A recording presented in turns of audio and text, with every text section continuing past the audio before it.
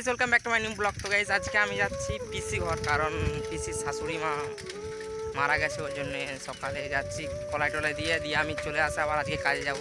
তো আজকে কাজে যেতে হবে, কারণ সিমেন্টের যে দুটো কাজ আছে, একটা হচ্ছে ময়ূর আর একটা হচ্ছে কৃষ্ণ। তো ওই খুব বেশি একটা সময় নাই, তো আমাকে সাইকেল নিয়ে যেতে হচ্ছে। দেখতে পেয়েছে কোনো রকমে মানে তাড়াতাড়ি করে দিয়ে চলে আসতে পারলে বাঁচি।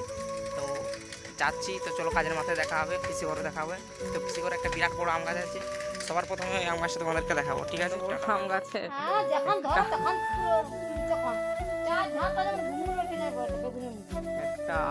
একটা আম কাজে পালিয়ে যাবে, ফেটে গেছে। ওইটা খেলতে সুন্দর লাগবে না? একটা আম কাছে আছে, তাছাড়া একটা আম নেই কাছে। যা ছিল বাড়িতে কালকে আম আছে, উপরগুলো না আছে, নিচে না।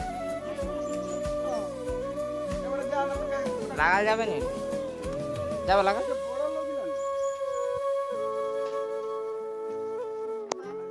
থেকে এবারে ঘর যাচ্ছি, তো এই সোজা ঘর যেয়ে এবার যেতে হবে আমাকে, কাজে লাগতে হবে আজকে, কারণ দুটো স্ল্যাব ঢালতে হবে সিমেন্টের কাজগুলো। আর বেশি দেরি নাই, তো বললাম তোমাদেরকে।